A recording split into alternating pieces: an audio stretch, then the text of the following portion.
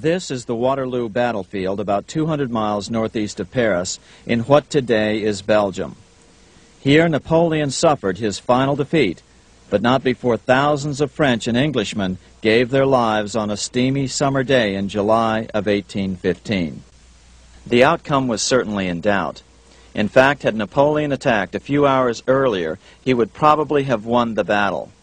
But no matter who won or lost, back in London, Nathan Rothschild planned to use the opportunity to try to seize control over the British stock and bond market and possibly even the Bank of England. Rothschild stationed a trusted agent, a man named Rothworth, on the north side of the battlefield, closer to the English Channel. Once the battle had been decided, Rothworth took off for the Channel. He delivered the news to Nathan Rothschild a full 24 hours before Wellington's own courier. Rothschild hurried to the stock market and took up his usual position in front of an ancient pillar. All eyes were on him. The Rothschilds had a legendary communications network. If Wellington had been defeated and Napoleon was loose on the continent again, Britain's financial situation would become grave indeed. Rothschild looked saddened. He stood there motionless, eyes downcast. Then suddenly he began selling. Other nervous investors saw that Rothschild was selling. It could only mean one thing. Napoleon must have won, Wellington must have lost. The market plummeted. Soon everyone was selling their consols, their British government bonds, and prices dropped sharply. But then Rothschild started secretly buying up the consols through his agents for only a fraction of their worth hours before. Myths, legends, you say? 100 years later, the New York Times ran a story which said that Nathan's grandson had attempted to secure a court order to suppress a book with this stock market story in it. The Rothschild family claimed the story was untrue and libelous, but the court denied the Rothschilds' request and ordered the family to pay all court costs. What's even more interesting about this story is that some authors claim that the day after the Battle of Waterloo, in a matter of hours, Nathan Rothschild came to dominate not only the bond market, but the Bank of England as well. Whether or not the Rothschild family seized control of the Bank of England, the first privately owned central bank in a major European nation and the wealthiest, one thing is certain. By the mid-1800s, the Rothschilds were the richest family in the world, bar none. They dominated the new government bond markets and branched into other banks and industrial concerns. In fact, the rest of the 19th century was known as the Age of the Rothschilds. Despite this overwhelming wealth, the family has generally cultivated an aura of invisibility.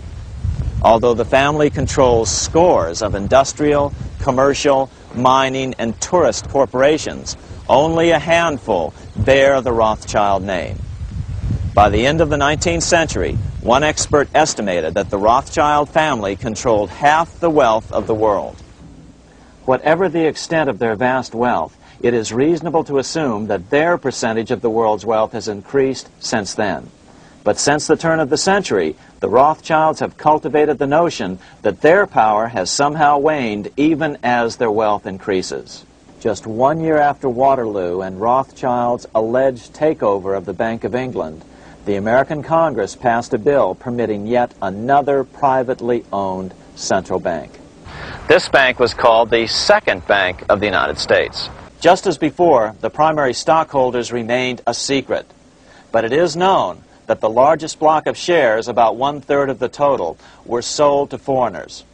As one observer put it, it is certainly no exaggeration to say that the Second Bank of the United States was rooted as deeply in Britain as it was in America.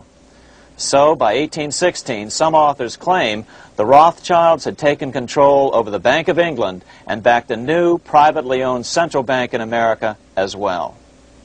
During the early 1900s, men like J.P. Morgan led the charge. One final panic would be necessary to focus the nation's attention on the supposed need for a central bank. The rationale was that only a central bank can prevent bank failures. Morgan was clearly the most powerful banker in America and a suspected agent for the Rothschilds. Morgan had helped finance John D. Rockefeller's Standard Oil empire. He had also helped finance the monopolies of Edward Harriman in railroads, of Andrew Carnegie in steel, and of others in numerous industries. But on top of that, J.P. Morgan's father, Junius Morgan, had been America's financial agent to the British. After his father's death, J.P. Morgan took on a British partner, Edward Grenfell, a longtime director of the Bank of England. By 1907, the year after Teddy Roosevelt's re-election, Morgan decided it was time to try for a central bank again.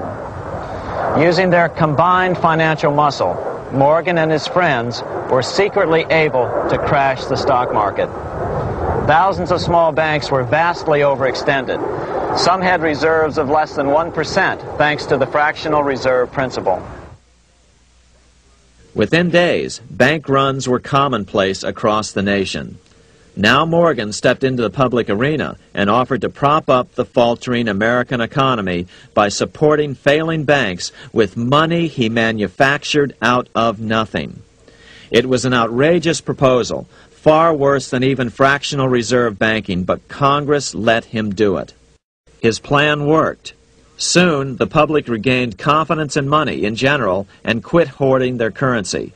But as a result, banking power was further consolidated into the hands of a few large banks. By 1908, the panic was over, and Morgan was hailed as a hero by the president of Princeton University, a man by the name of Woodrow Wilson. The money changers had been able to create a series of booms and busts. The purpose was not only to fleece the American public of their property, but to later claim that the banking system was basically so unstable that it had to be consolidated into a central bank once again.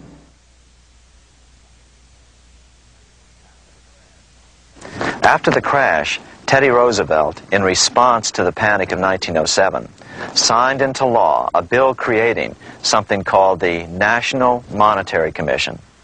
Of course, the commission was packed with Morgan's friends and cronies. The chairman was a man named Senator Nelson Aldrich from Rhode Island.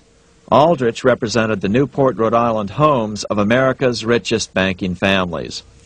His daughter married John D. Rockefeller, Jr., and together they had 5 sons: John, Nelson, who would become vice president in 1974, Lawrence, Winthrop, and David, the head of the Council on Foreign Relations and former chairman of Chase Manhattan Bank. As soon as the National Monetary Commission was set up, Senator Aldrich immediately embarked on a 2-year tour of Europe, where he consulted at length with the private central bankers in England, France, and Germany. The total cost of his trip alone to the taxpayers was $300,000, an astronomical sum in those days. Shortly after his return, on the evening of November 22, 1910, some of the wealthiest and most powerful men in America boarded Senator Aldrich's private rail car and in the strictest secrecy journeyed to this place, Jekyll Island, off the coast of Georgia.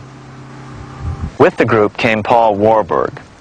Warburg had been given a $500,000 per year salary to lobby for the passage of a privately owned central bank in America by the investment firm Kuhn, Loeb and Company.